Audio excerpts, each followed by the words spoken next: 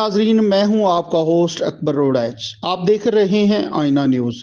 جی ناظرین، کچھ دن پہلے کا یہ واقعہ پنجاب کالج لاہور میں پیش آیا اور بہت ساری طلبہ تنظیموں فیصلاباد، لاہور، اسلام آباد، پنڈی میں جگہ جگہ پر احتجاج ہوا اور مختلف کالجوں میں توڑ پھوڑ ہوئی اور پولیس لاٹھی چارج ہوا، اور وزیر اعلیٰ پنجاب مریم نواز صاحبہ نے اس کے بارے پریس کانفرنس میں کہا کہ اس لڑکی کے ساتھ پنجاب کالج میں کوئی ریپ نام کی چیز نہیں ہوئی، لیکن طلبہ تنظیموں نے ایک منفی پراپوگنڈا کر کے احتجاج کیا ہے، اس لیے ان کے ساتھ سختی سے نپٹا جائے گا. آج ایک طلبہ تنظیم نے سی ای او پنجاب کالج میاں عامر کو ایک ہفتے کی ڈیڈ لائن دے دی. انہوں نے کہا کہ اگر آپ نے ایک ہفتے کے اندر گارڈ کو پکڑ کر اس کے اوپر ایف آئی آر نہ کروائی، ان کی بچی کو انصاف نہ دلایا، تو پھر ہم سڑکوں پر دم دم مست کلندر ہوگا.